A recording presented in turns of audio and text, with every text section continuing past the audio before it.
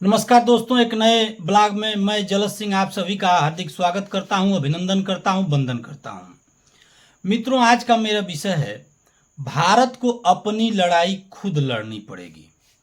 जी हाँ मित्रों, जब पहलगाम में आतंकवादियों द्वारा अटैक हुआ और नृशंस ऐसे व्यक्तियों की हत्या की गई जिन लोगों का कोई लेना देना नहीं था, वह पर्यटन की दृष्टि से घूमने फिरने गए थे और इस बात से अनभिज्ञ थे कि उनके ऊपर ऐसी कोई वारदात भी हो सकती है।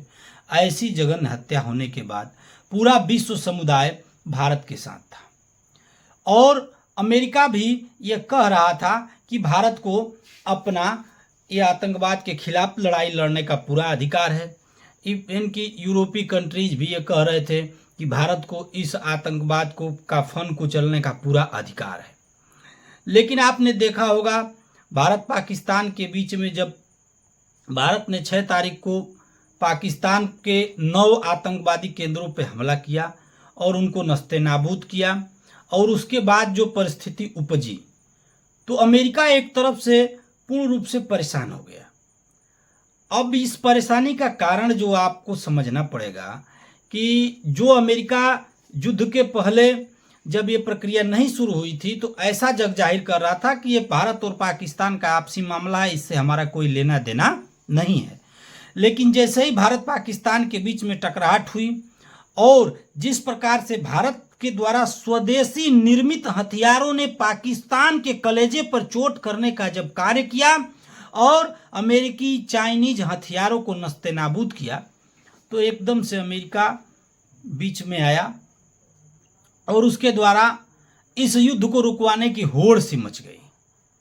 जिस अमेरिका को पूरे आप देखे होंगे रूस और यूक्रेन युद्ध में कोई नहीं पूछा, इजराइल हमास युद्ध में कोई नहीं पूछ रहा है और डोनाल्ड ट्रंप जिस प्रकार से व्याकुल भारत हुए हैं, उनकी व्याकुल भारत होने की जो प्रक्रिया है उसको समझने की आवश्यकता है।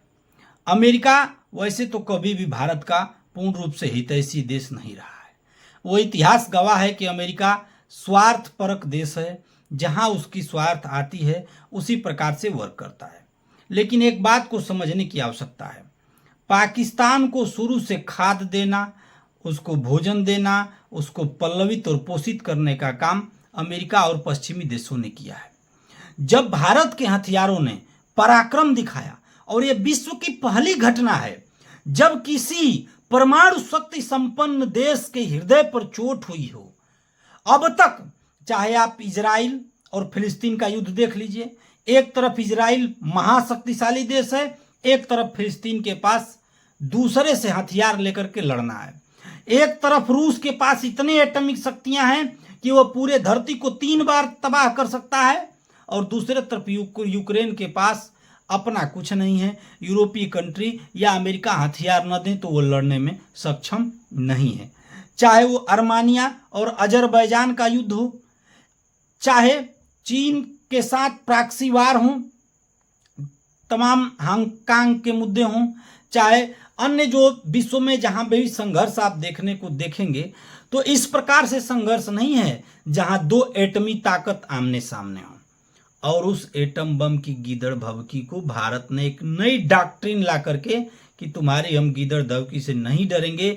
यह पहली बार भारत में हुआ है कि भारत ने पाकिस्तान के खिलाफ एक डॉक्ट्रिन लाया है और इतने कम समय में एक सिद्धांत भारत लेकर आया है कि तुम्हारे परमाणु बम की धमकी अब नहीं चलेगी। नहीं तो आपने पिछले समय में देखा होगा, इंदिरा गांधी का दौर कुछ और था, उस समय परमाणु पर शक्ति संपन्न देश पाकिस्तान नहीं था। लेकिन जब से पाकिस्तान परमाणु शक्ति संपन्न देश हुआ है, भारत का चाहे कोई भी प्रधानमंत्री रहा हो, पाकिस्तान के अंदर घुसकर हमला करने की किसी की चेष्टा नहीं हुई। हर बार एक ही बात आती थी कि पाकिस्तान परमाणु शक्ति संपन्न देश है।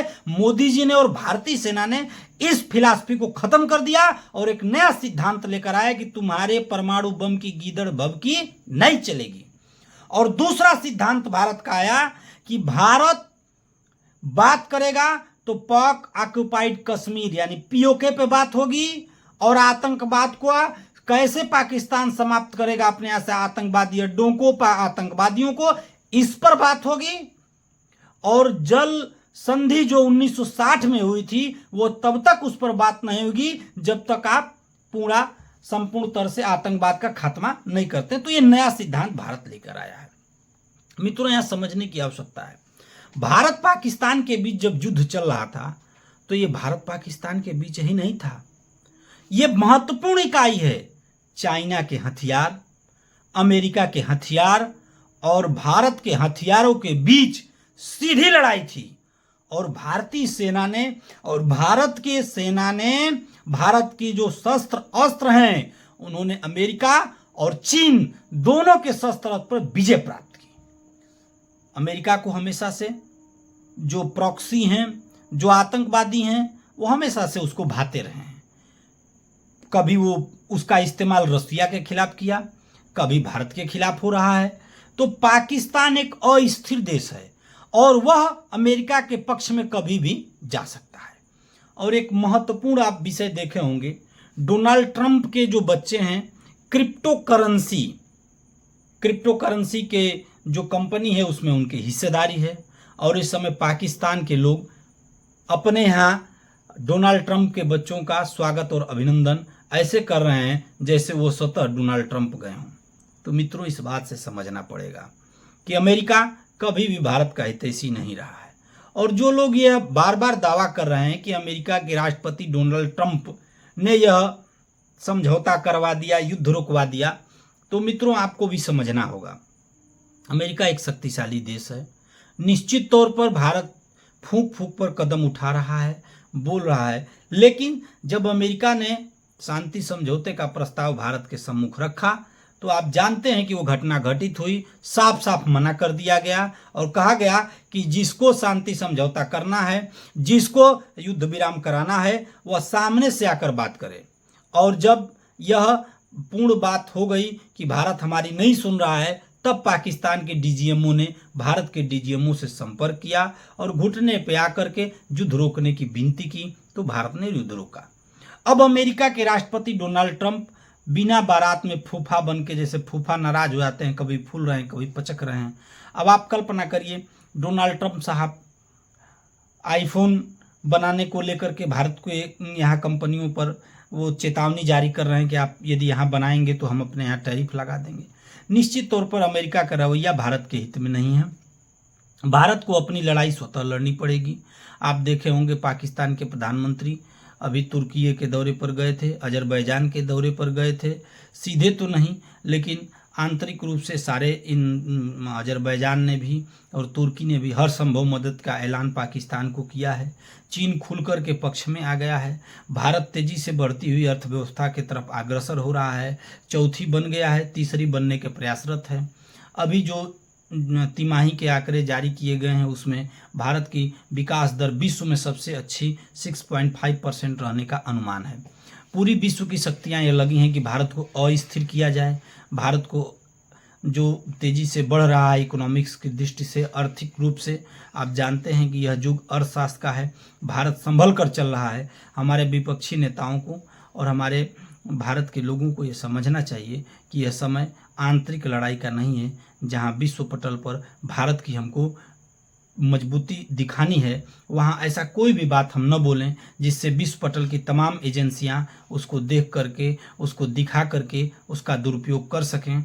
और हमें यह ध्यान देना होगा कि एक समय था जब भारत का डेलीगेशन पहले भी गया है। अटल बिहारी वाजपेयी विपक्ष के नेता थे और भी तमाम लोग थे, उनके नेतृत्व में संयुक्त राष्ट्र संघ में भारत का डेलीगेशन गया है। और कभी भी भारत ने इस तरह की प्रक्रिया जैसे आज विपक्ष कर रहा है ऐसा कभी नहीं रहा है।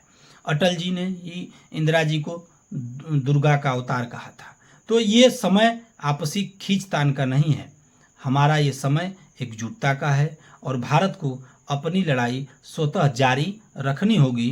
तभी हम आत्मनिर्भर बन करके और पूरे विश्व को यह संदेश देने का काम करेंगे और खासकर आतंकवादी और उनके पनाहगारों को यह स्पष्ट संदेश देने का काम करेंगे कि भारत को बहुत किसी की आवश्यकता नहीं है, भारत अपने में सक्षम है, तुम्हारा मुंह तोड़ जवाब देना जानता है। जय हिंद, नमस्कार।